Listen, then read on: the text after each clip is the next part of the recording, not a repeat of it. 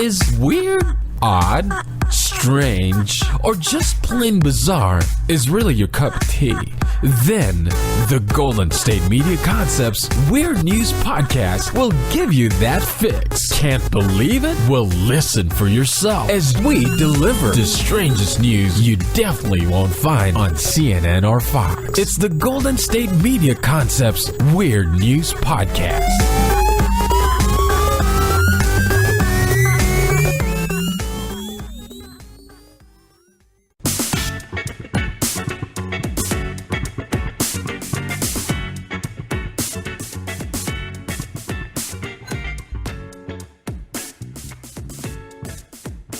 Welcome to the GSMC Weird News Podcast with your favorite host, Ryan Holloway, presented on and by the GSMC Podcast Network to fulfill all of your podcasting needs. So, first of all, I just want to go ahead and say congratulations to the Eagles. Seems like that's the thing that we're doing today because there was a Super Bowl yesterday, and that's how we did it. The Eagles beat the Pats, so whoever you're rooting for, I hope that worked out for you. And if your team didn't win, I'm sorry for that. There were some commercials on that were popping yesterday, but I don't really necessarily feel like all of them were really good. But you want to know which one was really good? Okay. There's a commercial with Busta Rhymes and Peter Dinklage. Peter Dinklage is Tyrion Lannister from Game of Thrones. And Busta Rhymes is, I believe, singing his song. I want to say it's Fire. It might be. I'm not sure. Can't tell you. But he's Busta Rhymes. He's busting, as usual. No pun intended. He's busting. And he's spitting the song, right? And Peter Dinklage is lip singing the Busta Rhymes song. Like, perfectly. Concise. It's an immaculate performance. And Peter Dinklage is like rapping and moving like a rapper. It was great. It was incredible. It was really, really good. And as Peter Dinklage is rapping, he looks to like the side when Busta Rhymes has like these parts where he stops. And then Busta Rhymes will like do an ad lib on like a picture as though he's someone that's in a frame of a picture. Then Peter Dinklage continues to rap and walk down this hallway. It's great. Then the commercial ends as we think it ends. Well, we think it's over, but it's not.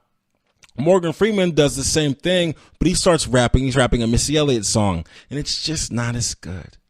It's just not as good. And I could see how I feel like the execs were like, you know what, this is what we're going to do. We're going to open with Tyrion Lannister, Peter Dinklage, and then we're going to shut him down with Morgan Freeman. That's what we'll do. We'll shut it down. We'll shut it down with Morgan Freeman. We'll shut it down because Morgan Freeman's good for everything, right? We'll just shut it down with that. But after watching the commercial and then Morgan Freeman popped up, I was like,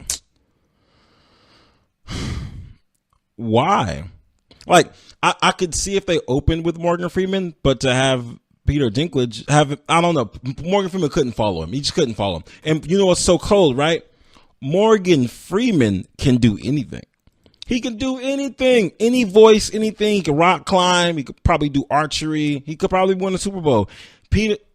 Morgan Freeman can do anything, but that though, he can't do the lip syncing over rappers. It just doesn't quite work. I think he might be. I don't ever think Morgan Freeman's too old for something, but I just think that might just not be something that Morgan Freeman can hang with. That's probably just not his thing. So, I mean, whoever made that commercial, congratulations on half of it being good. I mean, I feel like it was a good commercial. I'll watch it again, but without the Morgan Freeman part, because Morgan Freeman trying to like lip sync over Missy Elliott, it's not working for me, dude. It's going to be a no for me, dog. It's going to be a no for me. So with that, we move on. I got to give you guys a heads up. So I used to tell you the last, I believe, television show I told you guys about was the Naked Show that's over in Europe where, you know, you choose somebody based on their body parts or whatnot, you know, naked dating or whatever. Well, no, not naked dating. What's it called? Can you get the name for me? That'd be great. So I told you guys about that show where they pick each other's body parts, and that's basically how they date. And first you start off with someone's feet, then it moves up to their knees, it moves up to their genitalia, and then it moves up to their chest area, then it goes to their face. But you eliminate people as the show goes on. I told you guys about that show, and I thought it was kind of cool. I don't think they can handle that over here. They can't really handle that over here in the U.S. Probably not going to do it. It's never going to happen. But then I saw a show that might be a little intriguing to you guys as well. This is something that they can handle in the U.S. because these are just the type of silly things that we do. They have this show. It's called Love After Lockup. So these people, it's a reality show where these people that are in relationships with people that are in prison, they get followed around by a camera crew. Similar to, like, I don't know if you guys ever seen 90 Day Fiance, where they follow a couple around, like one's going to come from overseas, they're going to get married. Or have you ever seen Wipe Swap, anything like that, Family Swap, whatever. They're following these people around. And at first when I heard it, I was like, I don't know if that's something I want to watch. It sounds kind of corny. But what I found out was that they got these massive mixtures of couples, right? They have some people who have been in jail for a while and they found each other as pen pals. Then some people who were like dating for a couple days and the person got locked up and they stay together, and they're following these people around and they got to get out and they're going to get married. And it's the show's bananas. For example, they got this one young lady on there. She was dating this guy for like 30 days, give or take, about a month or so. And dating this guy for a month or whatever, and he went to jail for like assault. He went to jail for 6 years. 6 years. And then he got out, and like now they're following them around. What? Wait. Just in case we're not clear, I got to give you guys some more details. They weren't married. They don't have any kids together. They were dating for a month, and then he got locked up, and they've been together for 6 years. Now he's out, and now he's at like this halfway house thing, and they got to like make things work. What? Well, and it's crazy, right? Because the way they have the show set up, it's this thing where like not everyone's path is the same, so you don't know everything about all the couples yet. Like this couple, this guy just got out, and now we're finding out about them. But how do you meet someone and be with them for 30 days, and then you're like, you know what? I love you so much. I'm just gonna rock this for 6 years while you're in jail. Really 6 years? Right? How good are the 30 days where you just dedicate 6 more? Right? How good are the 30 days where you dedicate 6 times 12? Do we know? Is it 74? I think it's 74. No, it's not. Can it be 74? I don't know. 6 times 12 might be 74, or it might be 84. I'm not sure, but I know this though. It is, it's 84. So you're telling me that those 30 days were so good. You're like, you know what? After this 1 month and you're getting locked up, I want to give you 84 more months and not seeing you. Like, really? Then they got this other couple, right? I got this couple. And it's this guy, he's from LA. He's been in jail for 18 years. And this woman who found him, she lives in Utah. She became his pen pal. And she's from the Mormon church. And she decided that she wanted to just start checking out pen pals online. So she starts like dating this guy that's in jail. He gets out. She drives from Utah all the way to Cali to go get him and brings him home. But that's just the beginning. That's just the beginning. Because there's only been 4 episodes, right? There's only been 4 episodes, and so we're just getting into it, you know? And it's interesting because she hopped in the car, she went and bought him a car, drove to LA to get him, and they've already got this drama because she picks the guy up, and they're gonna go get the car washed, right?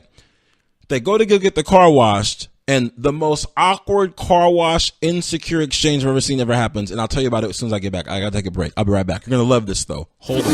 Check out the show built around the women of MMA. From the UFC to the extreme cage fighting, we got the fights covered. Listen. It's the Golden State Media Concepts Women's MMA Podcast. The latest news of upcoming fights, discussions of previous matches. Join us as we talk to and about the biggest names in women's mixed martial arts, past, present, and future. When it's the women's fight game, you know where to listen to. The Golden State Media Concepts Women's MMA Podcast.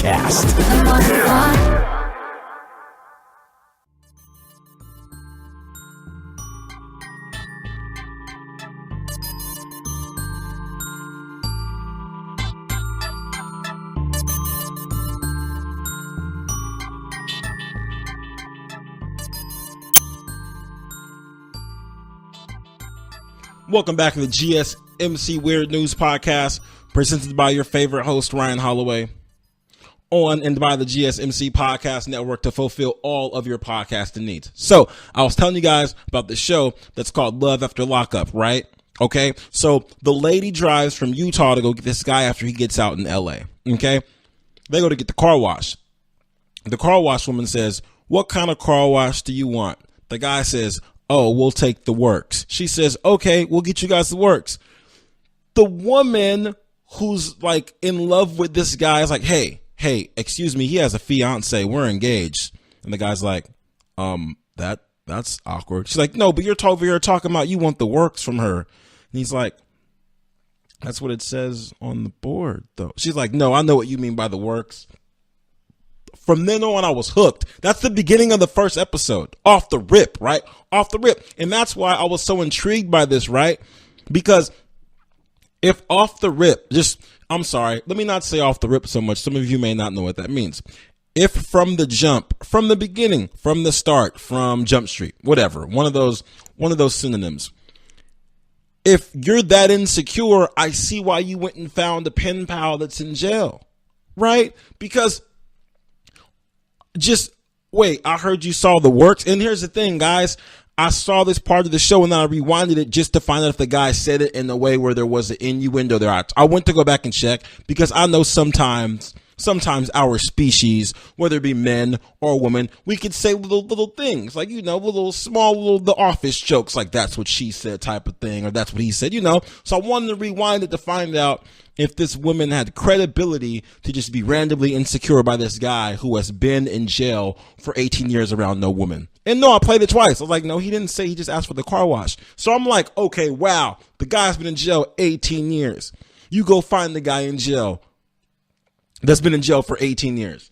You remove him from jail and you're already insecure. Oh, this is gonna be great. This is gonna be great. Then they go to the car wash and there's a camera in the car and the guy just takes his shirt off in the car and starts kissing on the woman. And she's like, "Oh my God, you're gonna get me kicked out of the church. Stop. She takes the guy's shirt and puts it over the camera that's in the car. We don't know what happens in the car wash. They go to eat somewhere. They go somewhere to go eat or whatever, right?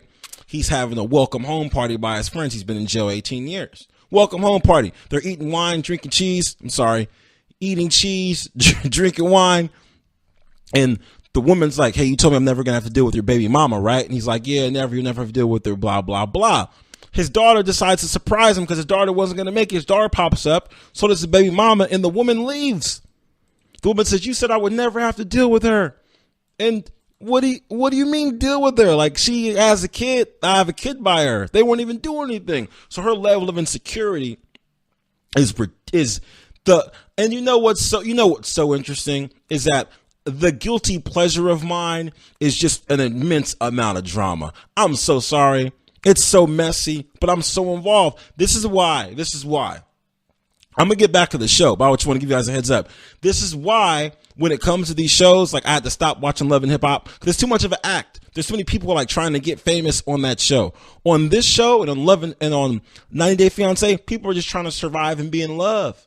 And it's such a mess that for some reason we can't stop watching it. I don't want to say it's a train wreck, but it's something like it. The lady leaves the guy at the restaurant. He finds her and then runs up on her like, "Hey, she said, "Get out of my face." He said, "What are you going to do?" She said, "Are you threatening me?" And I'm like, dude, in my mind, I'm like, dude, you just got out of prison like 72 hours ago. And you're like bumping chests with this woman that you're supposed to be in love with. Oh my God. Show is incredible. One more for you guys. One more. There's this guy. He's like 60 and he finds this woman as a pen pal who is 39. And don't get me wrong. She's not, I'm going to say this. She's not bad looking. She's very easy to look at. Based on the pictures that they show of her, it seems like she may send a lot of these pictures out. This guy said to her, "You know what, at one point," he's doing his interview with the people, with the producers, like, "At one point, I thought I was a trick because she told me she had a bunch of tricks. But then after we started to get along a lot and started we started vibing and we had a connection, she told me that I'm no longer a trick. I'm the only one." Okay. So He's out. He has to send her some clothes or whatever. I don't really know what type of prison she's in. Oh, I'm sorry. They weren't clothes he was sending. He had to buy her some clothes that when she gets out, she can come move in with him. Mind you, she's been in jail for 9 years for bribery and lying or something like that. Right? I'm sorry, lying is not a felony, but some type of level of lying. Not sure. He's out shopping with his friend, and his friend is like, how much money have you sent her? And he's like, over the last 4 years? She's like, yeah. He's like, 20 grand. She's like, what does she do in jail with 20 grand? He's like, I don't know. She needs it. So I just send it to her. Oh my God. So she's supposed to get out, right? And there's this thing that happens with these people where I found this out on the show because people were like scared they were going to get stood up. I found this out that there's people that you'll find a pen pal in jail or whatever. And then, you'll get conned and they'll have you send them a whole bunch of money. They'll give you a release date of when they're going to get out, but they actually got out like a week ago. And now you're just left high and dry, just chilling. So he's told that she's like, I'm going to get out or whatever this day. He drives 5 hours to Oxnard, somewhere in I don't know. So I'm going to assume that since he's from California, I'm assuming he came from the Bay Area. He drove 5 hours, gets down there. And she said, the warden says, oh no, she's not getting out today. He's like, what? What do you mean? He's like, can you check a computer or something? He's like, no, she's not on the list to get out today. He's just not on the list. The guy's like, oh my God, she played me. Oh my God, I don't know what to do. Oh my God, oh my God, oh my God. He pulls over. He starts throwing up in this orchard. It's ridiculous. He's still losing his mind. He's like, she played me. I can't believe she played me. I can't believe this happened to me. Oh my God, what am I going to do? And she calls, babe, I don't know what's going on. I'm not sure. And he's like, yeah, well, what do you mean? She's like, I don't know what's going on. Nobody will tell me anything. La, la, la. No one will tell me anything. I'm not sure what's happening. And not one time is he like, are you getting out today? Or like, I just drove 5 hours. Instantly, she just has him back on his finger like, I don't know, babe. I just wish I could hold you. I don't know what's going on. No one will tell me anything. And he's like, okay, well, we'll get it figured out. And then just drives 5 hours back home. So he's been sending this woman $20,000 and doesn't know when she's going to get out of jail, buying her clothes, and she's just living her life in jail, having a great time. The show's great, whole bunch of drama. There's some other relationships I could tell you guys about, but I don't want to give it all away. There's some other ones where, whoa. This one girl, she got hemmed up, locked up for selling heroin for 5 years. The guy started pen paling her. His parents are both police officers, and he hasn't told them who he's been dating. His plan is to just pop up and then just introduce her and say what she's in for. I mean, just say what she's done. He doesn't want them to judge her based on her background. So he's going to introduce them to her first, then say she went to prison. Really, dude? Really? You think that's a good idea? You're just gonna set her up like that? Because you know what? It's gonna be great. I would just appreciate it if when you guys get some time, you guys will watch the show because I think it's solid. I think it's great. With that, I'm gonna take a quick commercial break. I'm gonna tell you guys about Snake Day at school. Did you know there was a Snake Day? Me neither. Hang in there. Be right back. And yeah, whatever you do. If there's a cage anywhere near you where there used to be a snake, if the snake isn't in that cage, I need you to leave whatever building that you're in, because that's kind of what happened at this school where a snake shut a whole school down. Now, let me give you guys a little bit more of this. I don't really know. I never had the pleasure, not the pleasure, that's the wrong word. I never was involved in like a school lockdown or everyone having to go home, or never was involved in anything like that. No active shootings, no snow day, nothing caught on fire, never really had those kind of days. Didn't have those. But I always thought that if one would happen, then it might be something like, hey, an active shooter or something scary, something crazy, stuff falling out of the sky. Who knows? I don't know. Some type of airplane, something crazy. I never thought that it would be for a snake. And I didn't know that they shut schools down for snakes. But I do have a theory as to why this may have happened. And you may find it interesting because I'm not going to go too far into it. But I got a theory as to why this whole loose snake air quotes, happened, air quote. Be right back. This is your ultimate stop for everything sports. The Golden State Media Concepts Sports Podcast. Should I say more? From the NFL, MLB, the NBA to MMA, it's all in here. The Golden State Media Concepts Sports Podcast. Listen now.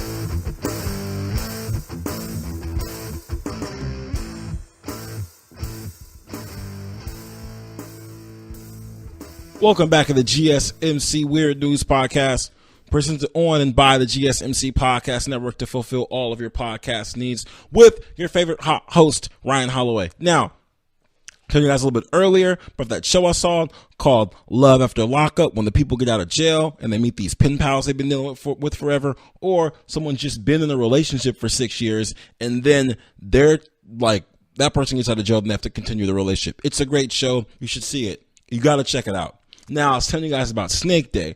What happened at this school was a 9-foot, 40-pound snake out of a cage. I don't even know why. Well, I know why the snake was there, but I don't know why it's there. The reason why it was there was because there was a biology teacher that adopted this snake. I don't know how you adopt it. And she put it in a cage, and then she retired and just left it there for the school. Apparently, so the school just wanted the snake. I don't know. I don't even know what they're even feeding that snake. I'm not sure. For it to be that big, 40 pounds. You know how much 40 pounds is? Okay. Now, if you work out or if you don't work, if you work out, that's a plate. I mean, a plate's 45, but let's just round up a little bit, right?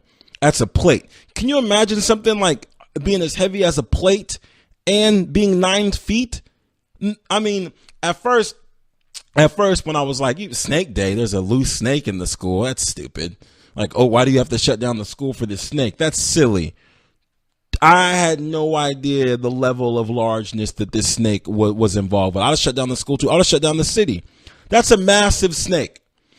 Everyone's seen the movie Anaconda 4 or 5 times, a couple times here and there. I mean, I've seen a huge snake, but 9 feet, 40 pounds? That doesn't even make any sense.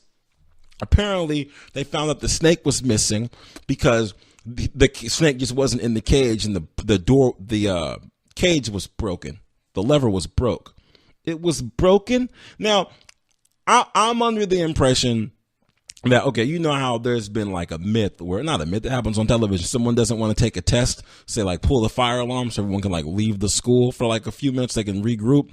I feel like a teacher was like, I really have to go. I really can't do this today.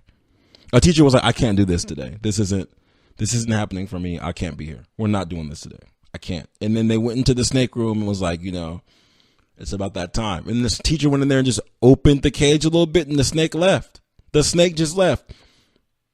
They shut the school down, got all the kids out of the school, and they had to break up the ceramic tile to find out where the snake was at. The snake was found wrapped around a bunch of pipes or whatever.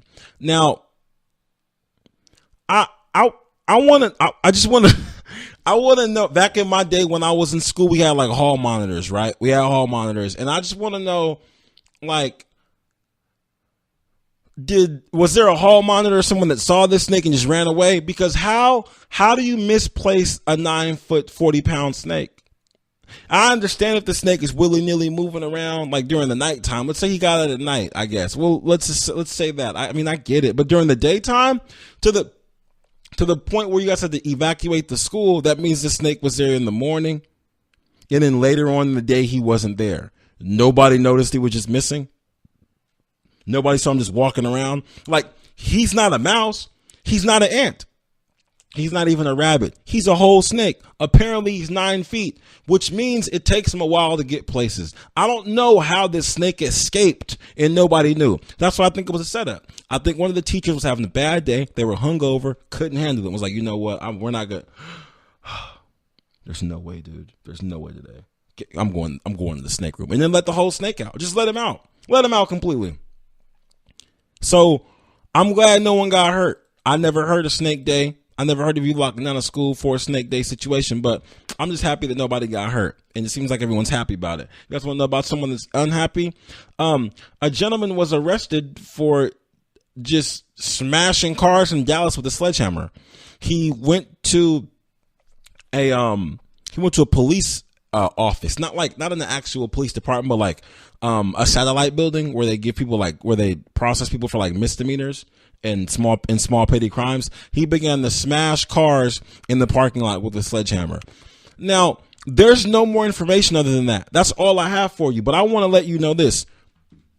You got to be careful who you mess with. You have to be careful. You got to, because for there not to be any information in here, like I think he just lost it. Because he was smashing multiple cars with a sledgehammer. He didn't go there and just start keying cars. He didn't leave dirty notes on them, which I feel like would be more entertaining and then get you in less trouble. Honestly, like if you're gonna go and mess with people's cars, I think you'd be better off just leaving funny, weird notes rather than smashing a bunch of cars with a sledgehammer. I want to know who made him mad. I want to know what he was charged with, because to be that mad that you go to a police satellite building or whatever.